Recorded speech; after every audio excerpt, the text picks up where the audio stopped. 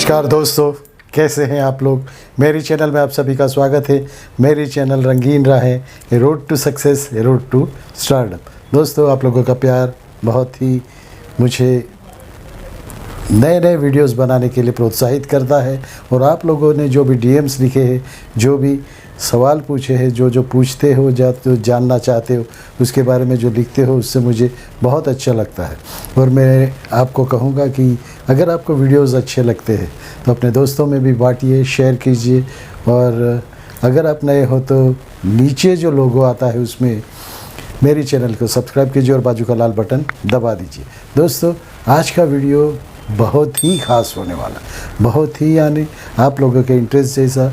और ख़ास इसलिए क्योंकि एक ख़ास कारण से बन गया है और ख़ास व्यक्ति के लिए है। मेरे वीडियोज़ ऐसे ही होते हैं, अगर आपको अच्छे लगते हैं तो दोस्तों आप लोगों का धन्यवाद, बहुत बहुत आभार, दिल से आभार। आज का वीडियो शुरू करते हैं। दोस्तों, आज हम उस कलाकार के बारे में बात करेंगे जिस कलाकार ने बहुत ही किंग खान कहे जाते हैं और बहुत सी फिल्में उनकी वजह से हिट हुई है और उनकी एक्टिंग को बहुत ही बेहतरीन माना जाता है। उनकी वजह से फिल्में बहुत चली है और बहुत सी ऐसी फिल्में भी है जो कुछ ज़्यादा नहीं चली हो, लेकिन शाहरुख खान की एक्टिंग को सभी लोगों ने माना था, एक्टिंग का उनका लोहा माना था। दोस्तों, ऐसी एक फिल्म थी जिसमें वो फिल्म पहले ऋतिक रोशन के पास थी। ऋतिक रोशन को प्रोड्यूसर्स ने ऋतिक रोशन से मुलाकात की थी और ऋतिक रोशन को वो रोल करने के लिए कहा था, लेकिन वो रोल शायद ऋतिक रोशन को पसंद नहीं आया, या तो कुछ मजबूरी होगी तो वो फिल्म कर नहीं पाए। बाद में ये फिल्म शाहरुख खान के पास गई। शाहरुख खान के पास जाने के बाद ये फिल्म में शाहरुख खान ने कहानी पढ़ी, बहुत ही अच्छी कहानी थी और उन्होंने तुरंत हाँ कह दी। उनमें कौन कौन था, कौन कौन हीरोइन थी, कौन डायरेक्टर थे, कौन कौन क्या था, वो सब मैं बताता हूँ। वो फिल्म थी स्वदेश। वो फिल्म इतनी अच्छी फिल्म बनी थी, कहानी इतनी अच्छी थी, क्योंकि दोस्तों, इस फिल्म के बारे में ये बताऊं कि ये फिल्म जब रिलीज़ हुई तो बुरी तरह से पिट गई थी। स्वदेश फिल्म जब रिलीज़ हुई, शाहरुख खान के नाम से तो फिल्में चल जाती थी, लेकिन ये फिल्म बुरी तरह से पिट गई थी।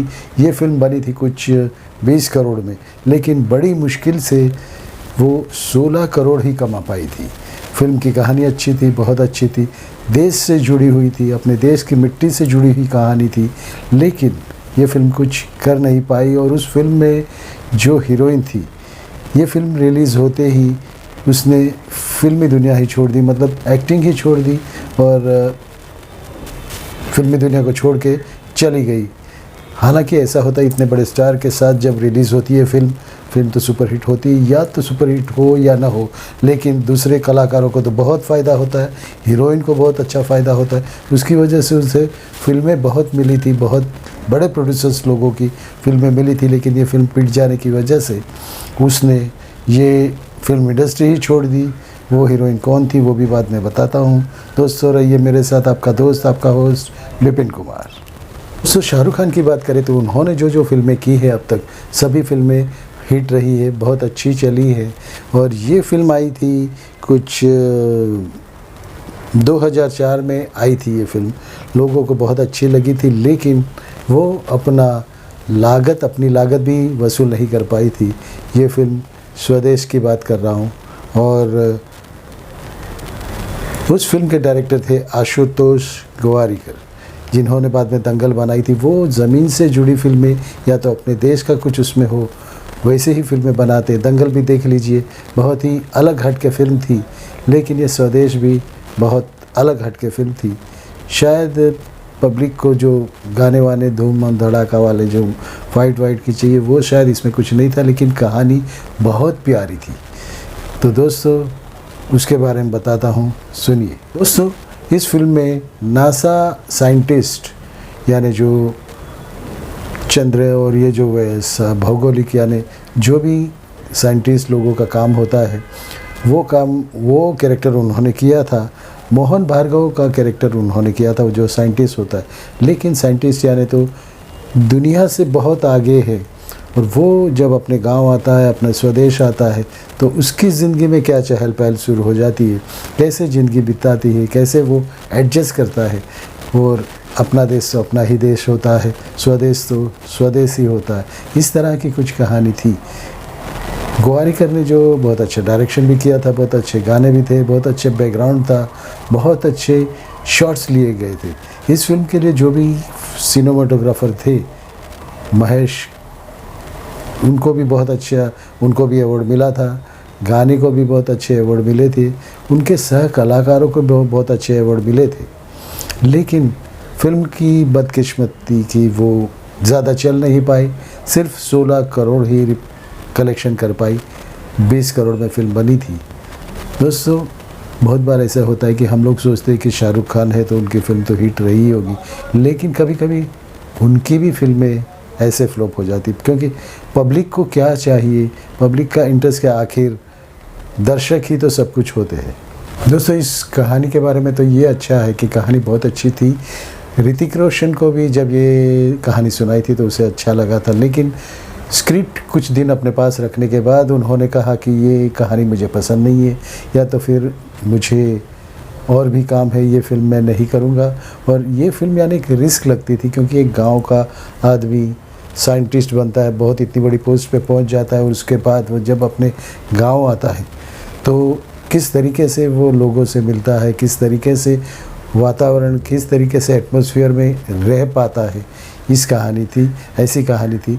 ये सोच के शायद ऋतिक रोशन ने ये फिल्म नहीं की थी, और बाद में ये फिल्म फिर आशुतोष गोवारिकर ने ये फिल्म शाहरुख खान को सुनाई थी। शाहरुख खान तुरंत ही तैयार हो गए थे। तो एक इंटरव्यू देने के बावजूद उन्होंने कहा था, आशुतोष गोवारिकर ने, कि बहुत अच्छे रिव्यू आने के बाद भी, पब्लिक का बहुत अच्छा रिएक्शन आने के बाद भी ये फिल्म कुछ ज़्यादा नहीं कर पाई थी।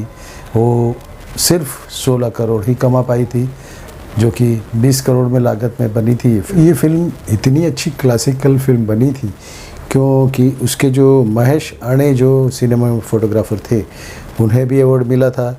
उसमें बहुत से गाने भी थे, बहुत अच्छे गाने थे। ये तारा वो तारा, ये देश है मेरा, ये देश है तेरा, वो जो गाना था पब्लिक के ज़ुबान पे चढ़ गए थे। लेकिन 8 अवार्ड्स के लिए नॉमिनेट होने के बावजूद भी ये फिल्म कुछ ज़्यादा कर नहीं पाई। और शाहरुख खान को बेस्ट एक्टर का अवार्ड मिला था, और AR रहमान का म्यूज़िक था जो कि दिल को छूने वाला था। लेकिन इनको AR रहमान को भी अवार्ड मिले थे, लेकिन ये फिल्म फाइनेंशियली लॉस में गई थी। यानी कहा जाता है कि हमारे उसमें सिर्फ कलाकार ही नहीं चलते, कलाकार तो चलते ही है, जो कि पब्लिक को, दर्शकों को थिएटर तक खींच लाने में मदद करते हैं। पोस्टर्स देख के पब्लिक आती है, लेकिन कुछ कहानी हटके होती है जो कि बहुत मुश्किल से पब्लिक पचा पाती है। जैसे कि शोले का हुआ था। शोले भी ऐसे ही पहले 2 दिन, क्योंकि उसमें बहुत नया नया था, सिनेमास्कोप थी, 70 mm थी, स्टीरियोफोनिक थी, बहुत कुछ होते हुए भी RD बर्मन का बहुत अच्छा म्यूज़िक था, और वो होते हुए भी पब्लिक को कुछ भाई नहीं। पहले 2 दिन तो थिएटर एकदम फुल खाली थे। तो रमेश सिप्पी साहब और सलीम जावेद साहब सब डर गए थे कि पब्लिक क्यों पचा नहीं पाई। उन्होंने सोचा कि शायद इसमें जया भादेरी को जो विधवा बताया है, इसके लिए शायद पचा नहीं पाई होगी, या तो अमिताभ बच्चन को मार दिया गया है, इसके लिए पचा नहीं पाई होगी। लेकिन लोगों ने जब उनको ये टेक्निक उनके लिए नहीं थी, सिनेमास्कोप फिल्म पहली बनी थी, स्टीरियोफोनिक फिल्म पहली बनी थी, 70 mm फिल्म थी, सॉरी सिनेमास्कोप नहीं, 70 mm फिल्म बनी थी, और पब्लिक के लिए ये टेक्निक नहीं थी। स्टीरियोफोनिक साउंड भी नया था, सब कुछ नया था। लेकिन जैसे जैसे तीसरे चौथे दिन जब बाहर बात फैलने लगी, तो माउथ टू माउथ पब्लिसिटी इतनी हो गई कि जो भी पहले उन्होंने सिर्फ 3-4 थिएटरों में ही रिलीज़ की थी, उनको भी रिस्क लग रहा था कि शायद पब्लिक को पसंद ना आए, या तो कहानी पसंद ना आए। लेकिन ऐसी कोई बात नहीं थी। ये लोग ने तो ये भी शुरू कर लिया था, सलीम जावेद ने सीन्स भी लिख लिए थे। रमेश सिप्पी संडे को, यानी शुक्रवार शनिवार फिल्म फ्लॉप जाने के बाद रविवार को उन्होंने ये कुछ शॉट्स भी बना लिए थे। उसमें अमिताभ बच्चन और दोनों की शादी होती है, जया भादुरी की विधवा होती है, शादी होती है, और अमिताभ बच्चन अंत में जो मर जाते हैं उसके बदले उन्हें जिंदा कर दिया गया था। वो शॉट लगाने वाले ही थे, लेकिन उन्होंने सोचा चलो आज संडे है तो आज तो थोड़ी रात देख लेते, और अचानक मंडे को फुल हो गया और जादू सच आ गया। यानी अपनी पब्लिक को बड़ी मुश्किल से समझते हैं, या तो उनको नहीं पसंद आती तो माउथ टू माउथ ऐसी पब्लिसिटी हो जाती है कि जो जाने वाले होते वो भी रुक जाते हैं। यानी स्वदेश की कहानी एकदम घरगथ्थू कहानी थी, अपने गांव की कहानी थी, अपने देश की कहानी थी। इतना बड़ा साइंटिस्ट स्वदेश क्यों आएगा, अपने गांव में क्यों आएगा, इतनी बड़ी नौकरी छोड़ के, इतना बड़ा आगे का जो भी साइंटिस्ट का जो उसकी कैरियर थी वो छोड़ के क्यों आएगा, पब्लिक ये सोच रही थी। लेकिन असर उसका फिल्म पे होता है। फिर शाहरुख खान भी ये फिल्म बचा नहीं पाते, गाने बचा नहीं पाते, AR रहमान अवार्ड विनर वो भी बचा नहीं पाते। दोस्तों यानी अपना सब कुछ दर्शक है, दर्शक को आपने मोह लिया तो समझ लीजिए आप छा गए। दोस्तों ऐसी कुछ कहानी के बारे में बताऊंगा, बाद में ये फिल्म क्लासिक फिल्म बन गई थी। ऐसी कुछ कहानियाँ लेके आऊँगा। कैसा लगा आपको? स्वदेश के बारे में शायद आपने ज़्यादा नहीं सुना होगा, तो ये समझ लीजिए उसका रिव्यू ही था, क्योंकि शाहरुख खान, और ये बात है कि उसकी जो हीरोइन थी शाहरुख खान के साथ इंट्रोड्यूस होने के बावजूद फिल्म लाइन छोड़ के, एक्टिंग की दुनिया छोड़ के, फिल्मी दुनिया छोड़ के उसने काम ही करना बंद कर दिया था। देखिए एक फिल्म से कितना असर होता है। तो दोस्तों यही कुछ कहानी थी। दोस्तों नमस्कार, मिलते हैं नए वीडियो में, ऐसे ही मिलेंगे, नेक्स्ट वीडियो में मिलेंगे। ये मुझे एक अपने सुरेश चंद्र पवार मुंबई से थे, उन्होंने ये लिखा था कि स्वदेश क्यों चली नहीं इतने अच्छे एक्टर होने के बावजूद, सब कुछ होने के बावजूद। तो सुरेश जी मैं ये कहूँगा कि यहाँ के दर्शक बड़ी मुश्किल से अपनी इसमें आते हैं, कुछ भी बता दो तो उनको चलता नहीं है, या तो उनका दिल नहीं मानता तो वो कहानी को एक्सेप्ट नहीं करते। तो दोस्तों चलते हैं, आखिर दर्शक ही सब कुछ है, दर्शक है तो फिल्म है, सब कुछ है, सबका कैरियर है। दोस्तों नमस्कार, भारत माता की जय, Vande Mataram, I love you friends.